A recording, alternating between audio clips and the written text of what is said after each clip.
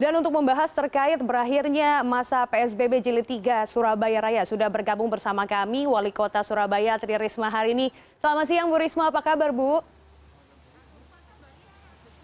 Selamat siang, baik Mbak. Baik, Bu Risma, terkait dengan permintaan diakhirinya PSBB ini akhirnya sudah diberikan, sudah diketok palu, diizinkan oleh pihak Pemprov. Sebetulnya apa sih Bu faktor utama pengajuan ini? Kalau saya boleh mengutip pernyataan Ibu kemarin, ekonomi warga yang harus tetap bergerak menjadi alasan utamanya. Namun situasi sebenarnya itu seperti apa Bu Risma?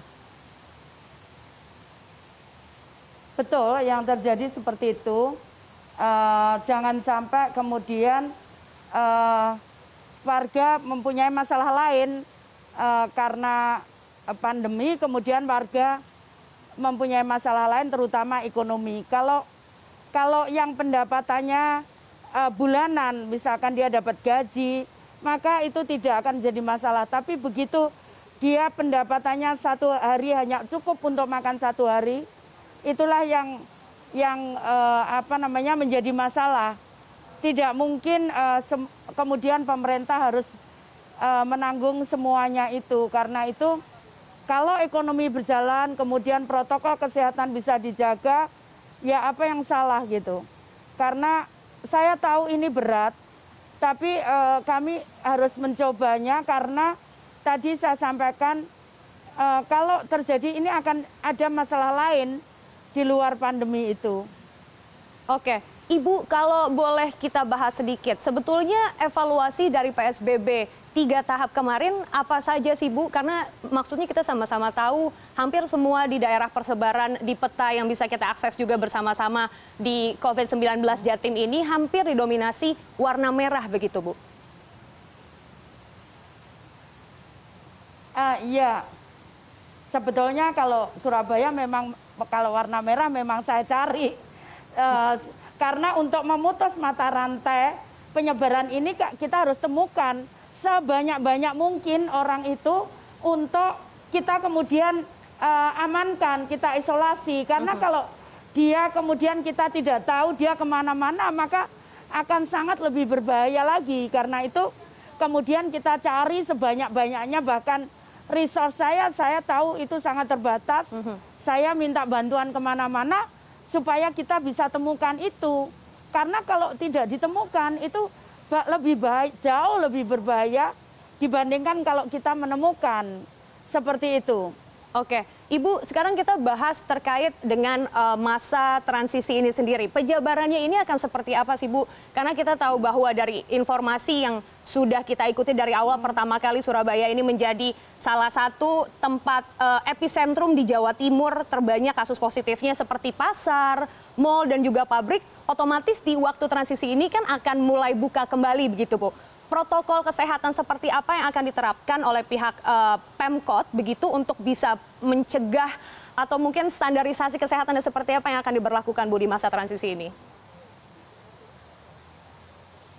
Jadi yang pertama perlu saya jelaskan bahwa kami untuk wilayah Surabaya kami sudah mengetahui siapa-siapa mereka yang positif dan sudah kita isolasi. Jadi begitu kita tes, dia reaktif, langsung kita isolasi. Begitu terus. Nah, pertama adalah jangan sampai kemudian, ini yang paling berat adalah bagaimana kemudian kalau ada yang datang baru, yang kemudian kita tidak tahu riwayatnya, kita tidak tahu sejarahnya, kemudian dia datang dan kemudian membuat penularan kembali. Nah, karena itu protokol pertama yang kita perketat adalah bagaimana pembatasan ini supaya tidak menyebar kembali. Karena tadi yang saya sampaikan bahwa begitu kita lakukan tes, kemudian kita petakan. Terus terang saya membuat peta, Mbak. Satu saat saya bisa tunjukkan di mana peta-peta yang positif, kemudian kita langsung blok, kita langsung lakukan tes. Kemudian misalkan 2 hari ini kita lakukan tes untuk SPG, kemudian pelayan hotel, kemudian pelayan minimarket, kemudian penjual di warung-warung, sentra PKL, kita lakukan tes semua. Kenapa? Karena kita harus persiapan saat buka maka harus aman seperti itu. Nah ini kita percepat terus, berat memang, tapi kita harus lakukan. Oke. Nah kemudian yang kedua, protokolnya harus ketat. Protokolnya jadi harus kita ikuti, misalkan supermarket harus seperti apa, seperti apa, seperti apa. Kemudian misalkan mall itu harus seperti apa, seperti apa. Misalkan baju nggak boleh dicoba, nggak boleh dipegang, dia hanya penjualnya saja yang bisa megang. Kemudian bagaimana cara pembayarannya, kemudian ada bagaimana pengamanannya antara waktu kasir dengan pembeli itu tidak bisa kontak langsung. Nah hal-hal itu yang kita juga kewajiban dari mall, misalkan mereka harus nyemprot lip sehari 4 kali, kemudian mendisinfektan pegangan tangga dan railing untuk eskalator sehari 4 kali. Kemudian malam setelah tutup mereka harus nyemprot seluruh ruangan. Kemudian bagaimana kalau itu ada restoran, tidak boleh ada kursi panjang dan sebagainya. Itu protokol yang kita buat. Dan itu untuk komunitas kecil-kecil. Jadi misalkan mall, kemudian warung, kemudian perindustrian. Bahkan kami punya perkampungan, ide dari Pak Kapolda, kami membuat perkampungan Kampung Tangguh Wani Jogo Surabaya. Nah ini kita buat, mereka mengamankan kampung-kampung itu sendiri. Jadi kalau ini sudah dibuat, semua disiplin, maka insya Allah lah kita bisa kendalikan itu. Oke, Bu Risma, ini tadi ada yang menarik terkait dengan tracing secara agresif begitu yang dilakukan oleh pihak Pemkot ataupun Pemprov secara terus-menerus juga menjadi salah satu indikator pengambilan keputusan ini. Namun logikanya Bu, angka positif ini kan harusnya sudah mulai turun dengan banyaknya tracing. Namun faktanya sekarang masih ada merangkak naik terus. Kebijakan ini juga kita tahu banyak dikritik pakar epidemiologi Bu, karena sejak pelaksanaan PSBB awal pertama jumlah kumulatif kasus positif Surabaya ini terus meningkat. Tanggapan Ibu sendiri seperti apa? Lah gimana nggak tinggi? Itu hasil 4 hari yang lalu. Itu berturut-turut 3 hari begitu. Kalau dikeluarkan per hari, mungkin grafiknya tidak seperti itu. Tapi begitu dia molor, ini tadi dari CNN juga lihat bagaimana saya menagih hasil tes itu karena mulai tanggal 4 belum keluar gitu. Jadi artinya bahwa yang kemarin disampaikan oleh Bupati Gresik itu kapan begitu? Karena memang hasil swab itu tidak bisa serta-merta kalau tiap hari ini, maka itu hasilnya akan bisa kita lihat tidak naik turun. Tapi kalau 3 hari baru keluar, ya itu menumpuk. Oke. Contohnya misalkan kita, ya. Berarti ini menjadi kendala utama ya Bu? Iya. Jadi makanya kemarin kenapa kami minta bantuan dari BIN, kemudian minta bantuan dari BNPB untuk mobil swab itu, mobil itu bisa dibantu untuk kami supaya percepatan hasil itu. Karena dulu pernah 1 bulan nggak keluar. Ada yang 1 minggu, 3 minggu baru keluar. Ada yang 2 minggu. Jadi ini yang mengakibatkan penumpukan di titik-titik hari tertentu saat dia keluar. Oke, Ibu berarti memang sudah dipastikan bahwa masa transisi ini adalah untuk menuju ke new normal. Walaupun secara indikator belum ada yang mendekati standarisasi indikator yang diharuskan oleh WHO untuk suatu wilayah itu bisa menerapkan new normal, Bu. Ya kalau data saya sih bisa. Kalau data saya bisa. Kami ngikutin WHO. Kalau data saya loh. Oke, kalau data yang dimiliki Pemkot bisa. Persis iya. Oke, setelah 14 hari ini Bu, apa yang akan dilakukan oleh pihak Pemkot? Tindakan lanjutannya setelah 14 hari masa transisi ini selesai? Sebetulnya yang mau saya ajarkan kepada warga Surabaya itu adalah tetap menjaga disiplin. Sampai kapanpun, bahkan COVID ini selesai, kita tetap harus disiplin. Contohnya misalkan, kita harus cuci tangan dimanapun kita berada. Saya nggak akan ambil alat-alat cuci tangan itu meskipun COVID-19 ini sudah selesai, dikatakan sudah selesai. Saya ingin mengajarkan ini kebiasaan bagus karena kita harus cuci tangan terus-menerus. Saya akan lakukan itu terus-menerus sampai saya selesai jadi wali kota. Kemudian menggunakan masker itu juga bagus. Kita harus terus gunakan ini terutama di tempat umum. Kemudian kebiasaan untuk antri dan menjaga jarak itu saya kira kebiasaan yang bagus juga. Kita harus terus lakukan. Jadi ada kebiasaan itu. Ini saya ingin sampaikan, ini adalah kita bisa jaga terus sampai kapanpun. Baik. Karena itu sangat bagus untuk kehidupan kita. Oke. Ibu, tadi ada juga yang menarik ya terkait dengan sanksi. Sampai saat ini Perwali masih digodok dan tentunya ini akan menjadi pertanyaan banyak pihak, apa sanksi yang akan diberikan kepada pelanggar di masa transisi ini. Plus satu lagi mungkin Bu, fokus untuk perbaikan situasi di zona-zona merah yang masih ada di wilayah Surabaya berdasarkan Perwali ini, apakah juga akan ditulis secara jelas gitu, penanganannya akan seperti apa zona-zona merah ini? Ya, jadi begini, untuk sanksi sebetulnya saat kita membuat Perwali itu kita sudah bicara dengan para pelakunya. Jadi misalkan hotel, kita sudah ngundang perwakilan dari hotel. Saat kita membuat dari mall, kita sudah mengundang perwakilan atau perkumpulan dari mall. Saat kita pasar, kita sudah komunikasi dengan perwakilan dari pedagang pasar. Jadi sebetulnya sanksi pun sudah kita bicarakan di situ. Jadi maksudnya saat nanti kita berikan, itu mereka sudah tahu dan mereka mengerti begitu. Meskipun ada yang pribadi misalkan, kalau nggak pakai masker itu seperti apa? Ini yang sekarang masih kita godok, karena kita harus ketemu dengan para narasumber dari hukum. Nah kemudian yang berikutnya zona merah, tadi yang saya sampaikan, bahwa kita perketatnya itu di komunitas kecil-kecil. Maksudnya kalau mall ya mall, itu kita tetapkan protokol yang ketat. Sekarang ini staf saya lagi keluar semua untuk memantau itu. Pasar dia kita tetapkan. Jadi pasar sudah kita atur, kita ngatur sejak 1 bulan yang lalu. Misalkan harus ditata jarak 2 meter, kemudian tidak boleh berhadapan.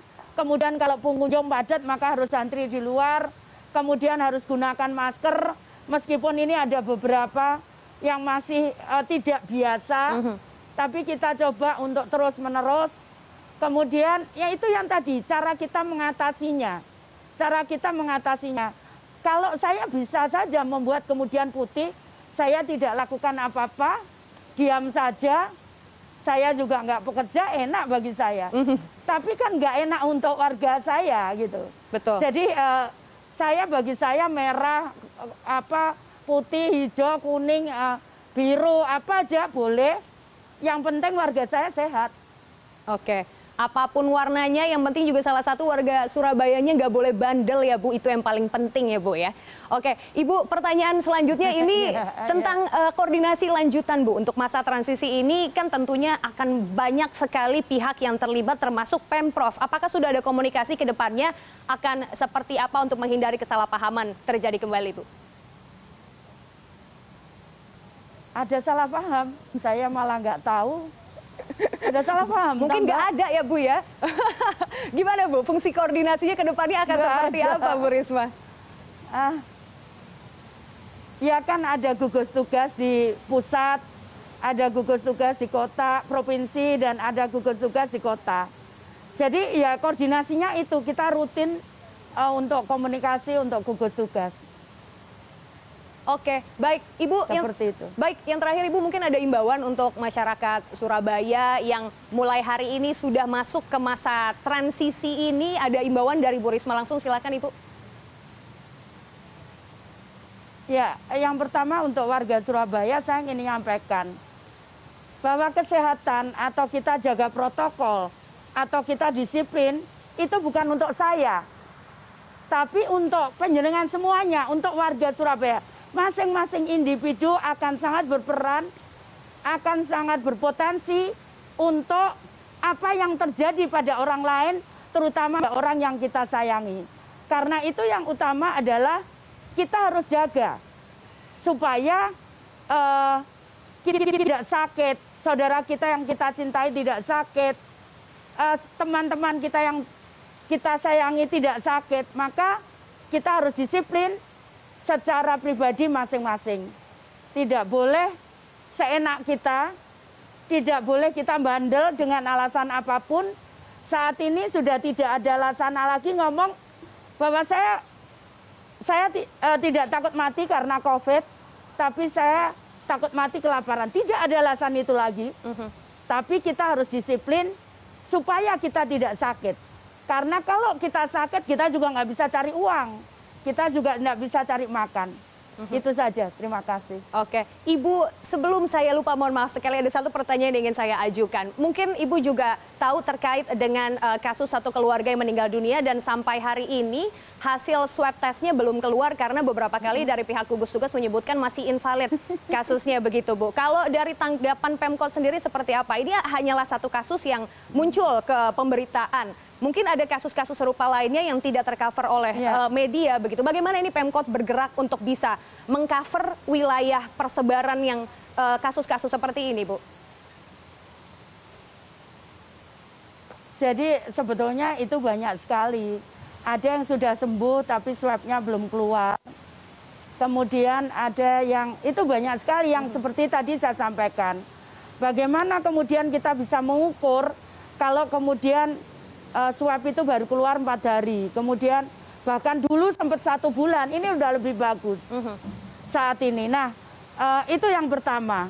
Yang kedua, memang mohon maaf, ada kefanatikan di beberapa warga saya, yang terutama terkait masalah pemulasaraan jenazah. Jadi ini memang PR kami, jadi mohon ini tidak terlalu, bagi saya, mungkin bagi orang lain yang mengerti kenapa orang itu misalkan tidak takut mati. Kenapa orang itu tidak takut karena tidak menggunakan masker, kemudian tidak. Mari kita lihat dari sisi mereka. Dari sisi mereka, mereka punya keyakinan, mereka punya kepercayaan. Kalau mungkin orang tuanya, saya katakan kepada staf saya, bagaimana mungkin dia nggak tertular? Kalau ibunya sakit, apa ya kita tiga membiarkan dia tidak memegang dia? Kalau itu ibunya yang sakit. Jadi mari kita lihat dari sisi itu, kemanusiaannya juga. Karena itu saya sekali lagi mohon bahwa hal seperti itu tolong jangan dilihat dari kacamata kita. Mari kita lihat dari kacamata orang itu dan kemudian bagaimana kami menyelesaikan itu. Seperti itu. Oke, Bu Risma, ini tentunya butuh menjadi pekerjaan rumah yang sangat besar sekali untuk pihak Pemkot begitu ya, Bu ya. Bentuk edukasinya akan seperti apa, Bu? Karena mengingat ini banyak sekali masyarakat yang mungkin belum tersosialisasi dengan baik kasus itu. Satu tadi bahwa ada juga tadi kasus saya sempat bacakan berita satu keluarga yang memaksa bawa jenazah keluarganya untuk pulang. Padahal jenazahnya ini adalah jenazah COVID-19. Tandanya berarti permasalahan di sini adalah edukasi. Bagaimana, Bu, cara treatment dari Pemkot sendiri untuk bisa menjalankan edukasi ini agar merata ke semua masyarakat Surabaya? Itu tadi yang saya sampaikan, nanti kami akan membuat komunitas kecil yang namanya Kampung Tangguh Wani Jogo Surabaya. Nah, disitulah kita akan lakukan edukasi karena kita bicara dengan para tokoh masyarakat, ketua RT dan ketua RW yang akan membantu menjelaskan kepada masyarakat.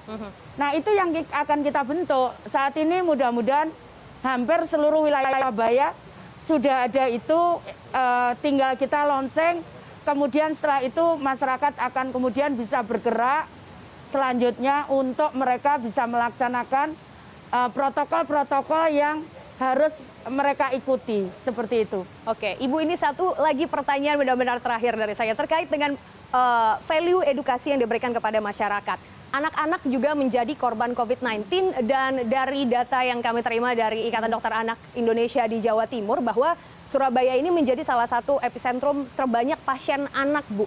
untuk fokus penanganan dan juga edukasi kepada anak-anak usia 0 sampai 18 ya, kalau menurut undang-undang ini akan seperti apa Bu? Tentunya treatmentnya akan berbeda daripada edukasi untuk masyarakat secara umum.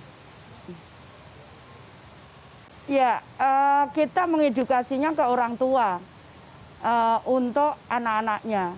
Jadi sekali lagi karena ini rumit untuk anak-anak. Mereka akan sulit untuk menerima ini. Karena itu yang kita lakukan adalah orang tuanya melalui tadi Kampung Tangguh Wani Jogo Surabaya. Jadi itu yang kita lakukan, Mbak. Kami punya pengalaman, kami punya program Green and Clean, kami punya Merdeka dari Sampah, di mana setiap tahun menurunkan 10% sampah di kota Surabaya. Penduduk kami makin naik, tapi sampah yang masuk ke TPA semakin turun. Artinya bahwa peran serta masyarakat itu akan berpengaruh terhadap suatu hasil. Dan itu yang Surabaya lakukan. Kami nggak mungkin bisa membuat seperti ini Surabaya, misalkan sungainya bersih, salurannya bersih tanpa partisipasi dari masyarakat. Karena itu kemudian kenapa kita masuk ke program ini seperti itu. Yang mungkin, mohon maaf, saya pun sering dapat penghargaan, bahkan saya bicara di PBB, karena partisipasi masyarakat ini. Karena kalau nggak kita lakukan itu, Surabaya nggak punya uang. Dengan penduduk 2-3 juta, uang kami sebetulnya sangat-sangat minim. Tapi kenapa kemudian kita bisa, kota kita bersih, sungai kita bersih, itu karena partisipasi masyarakat yang luar biasa. Ini yang mau kita gerakkan lagi. Gitu. Oke, baik Ibu. Terima kasih banyak Ibu sudah bergabung bersama kami. Semoga masa transisi ini benar-benar bisa sukses menuju ke normal yang baru di mana kota Surabaya bisa nol sama sekali, zero dari COVID-19. Terima kasih Bu Risma sudah bergabung bersama kami di News Hour.